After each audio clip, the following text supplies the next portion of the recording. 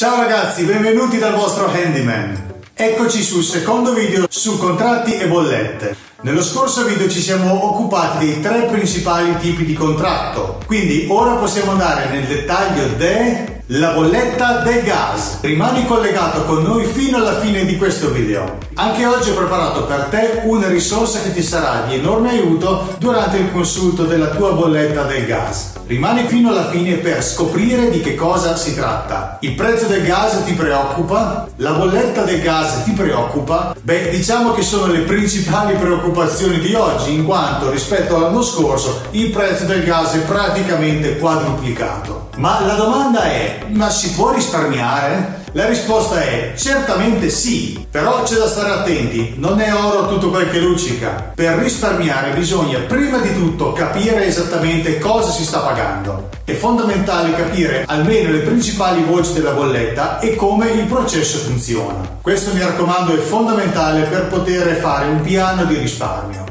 Oggi andremo ad applicare i concetti che abbiamo imparato nel video precedente. Se non l'avete visto, mi raccomando, andatelo a vedere, ve lo lascio linkato qua sotto in descrizione. È molto importante che guardate anche quel video. In quel video sono racchiuse informazioni fondamentali per la giusta comprensione delle bollette della luce e del gas.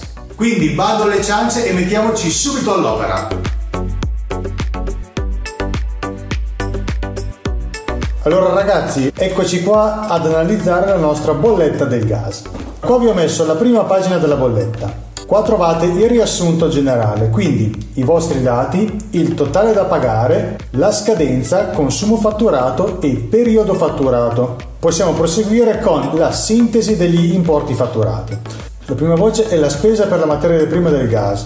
Il costo è direttamente proporzionale al consumo fatturato, quindi questa è la voce principale. Come vedete, su un totale fatturato di 37,40 euro, 30,88 euro sono legati alla spesa materia prima. Dopodiché c'è una spesa per il trasporto e la gestione del contatore, che questi qua sono standard e sono stabiliti da ARERA, quindi dall'autority. Dopodiché abbiamo spese per oneri di sistema. Questa è una spesa molto importante perché per quanto riguarda il 2022 è stata eliminata. Vedremo in futuro se verrà reintrodotta o no. Dovete stare attenti che le fatture del 2022 non abbiano questa voce oppure sia stata stornata, come in questo caso qua. Come vedete qua c'è uno storno di 8,72 euro in quanto era stata calcolata ed è stata successivamente sottratta. Proseguiamo con una parte più interessante, le caratteristiche tecniche e commerciali della nostra fornitura. Importante, verificate che la tipologia di cliente sia domestico residente, ovviamente se siete residenti. Punto numero 2, la decorrenza condizioni economiche. Questo è un punto estremamente importante. Non sempre c'è, se non ci fosse vi consiglio di andarlo a cercare sul sito del vostro gestore. Perché questo punto è molto importante? Perché è il punto in cui le nostre condizioni economiche sono state cambiate. In questa bolletta qua potete vedere due cose. Qua vedete la data di attivazione fornitura, che è la data alla quale io ho sottoscritto il mio contratto. Questo contratto aveva una validità di tot mesi, allo scadere dei quali il fornitore me lo ha cambiato. Quindi questa data qua è la data quando il fornitore mi ha cambiato le condizioni. Quindi la data di validità delle nuove condizioni la devo fare partire da questa data qua. Io quando sottoscrissi questo contratto nel 2020 era un contratto a prezzo fisso, ma il gestore in data 1 maggio 2022 me lo ha cambiato.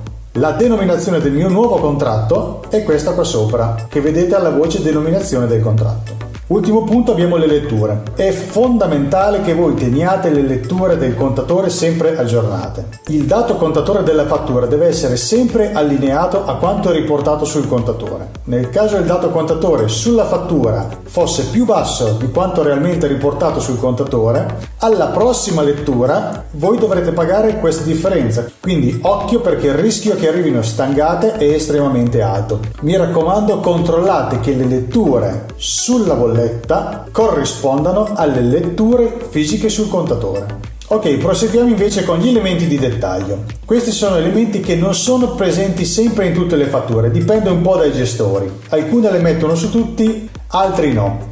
Alcuni le mettono su alcune bollette, altri invece le rendono disponibili sui loro siti. Questo non vale per i contratti di tutela. Nei contratti di tutela gli elementi di dettaglio sono assenti. Per informazioni a riguardo dovete andare sul sito di ARERA.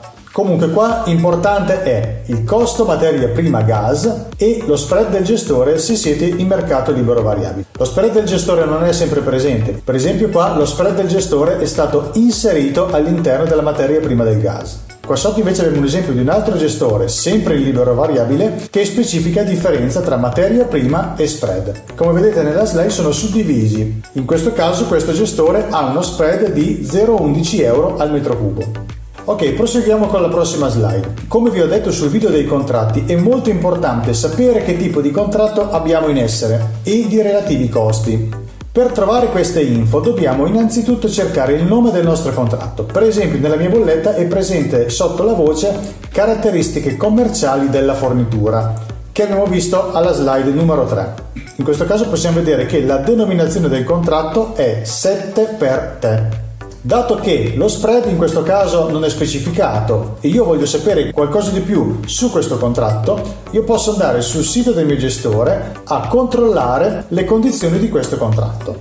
Allora io sono andato sul sito del gestore e ho cercato la scheda sintetica del contratto 7 per te. Allora, come vedete qua si tratta di un prezzo variabile, quindi siamo in mercato libero variabile. E abbiamo uno spread di 0,1126 euro al metro cubo. Quindi non essendo specificato tutela ed essendoci la bolletta di dettaglio, possiamo dire che non siamo in mercato tutelato, ma siamo in un mercato libero variabile con uno spread di 0,1126 euro al metro cubo. Mi raccomando, se non sono specificate nella vostra bolletta, andate sul sito del gestore a cercare le informazioni. È fondamentale che voi sappiate che tipo di contratto avete sottoscritto. Solamente in questo modo potete giocare d'anticipo e risparmiare qualche soldo. Quindi per concludere, che cosa c'è da sapere sulla nostra fattura? Primo, il nome del nostro contratto. 2.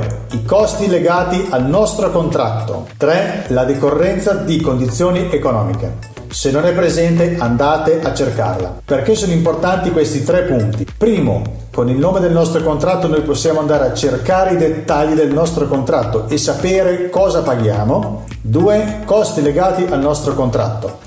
Se noi non sappiamo i costi che sono legati al nostro contratto, non ci sarà modo di giocare d'anticipo e risparmiare. 3. Decorrenze e condizioni economiche, perché da quella data lì noi dovremo far partire il conteggio dei mesi del contratto e giocare anche qua d'anticipo con il nostro gestore. In ogni caso, se tu hai dubbi sul tuo tipo di contratto, puoi mandare una tua fattura a thehandymanitaly@gmail.com per un consulto gratuito. E come ti avevo già detto, ho preparato anche qua un regalo per te. In descrizione troverai il link per scaricare gratuitamente le slide che ti ho presentato in questo video. Quindi mi raccomando, utilizza pure queste slide per controllare la tua fattura. Nel caso tu abbia qualche dubbio, manda una mail a thehandymanitaly@gmail.com per un consulto completamente gratuito. Ragazzi, spero di avervi fugato qualche dubbio sulla bolletta del gas, come si legge, i costi correlati e quant'altro. Mi raccomando, iscrivetevi al canale e rimanete sempre aggiornati sulle novità.